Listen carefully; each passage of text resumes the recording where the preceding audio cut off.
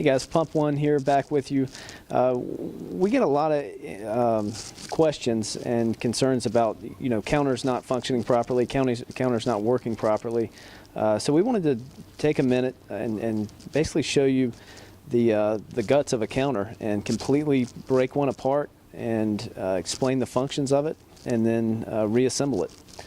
I want to start before we even start breaking it down, you can see the side with the hex on it. That's going to be your air outside, basically the left side of the counter now, and where the air is actually coming in is going to be the side that's just round.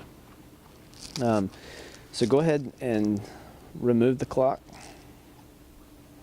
and that's just held together with a stainless set screw, which can come all the way out. And that just twists apart, and so that way, if you ever have an issue with a clock itself, a lot of people think that they need a new counter when sometimes you might just actually need a new clock. The only thing left to do now is to actually take the hex out of the stainless tube, and notice that there's an O-ring on there, and then inside there you just have your spring and a shuttle. And the shuttle is magnetic, and it more or less talks to the clock. So every time it passes that clock, it creates a stroke and makes it count. So pretty much that's as far as you can possibly break this thing down. So going back together with it, you're always going to go back together, but notice that the shuttle, that it has a flat side and then an engraved side. Notice that always when you put it in, the flat side, if you'll show the camera, the flat side is going to be the side that goes in first. So go ahead and put that in. And then your spring. And then your hex bushing.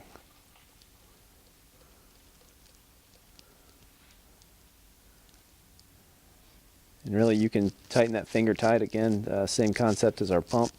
Once that O-ring is inside, it's sealed. Putting the clock back on, basically just like it came apart, you just have a hole for your set screw that just needs to line up.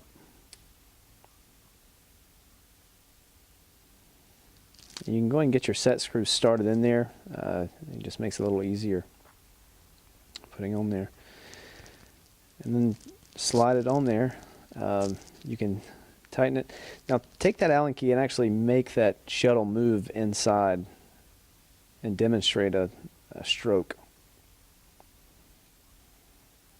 So that would be the same concept as air going in this pulse counter. Every time it goes in and then it lets it free when the air comes off. Pretty much all there is to it. Got any questions? Visit our website or feel free to give us a call. Thanks, guys. Okay, so basically a couple things to look for when this counter is malfunctioning and it's not working correctly, or even just initial setup of this counter. You're going to want to slide the clock on the tube, and if you'll listen and look, you can hear a click. So as soon as you hear that click, that's really as far as you need to go with that shuttle, and you can go ahead and tighten that down. So let's just say that you're in the field and you start having to move this thing way up towards the air outlet side of this. That could be a sign to, hey, you might have some buildup in your counter. You might have a bad spring. It could be a number of things, but that's just a good general rule of thumb, that as soon as that counter slides past that clicking point, you should be able to lock that down, and it should function properly. Go ahead and simulate the shuttle moving back and forth, and you can see it click every time that it goes back and forth, to giving you that full revolution of a click after it travels up and then travels back.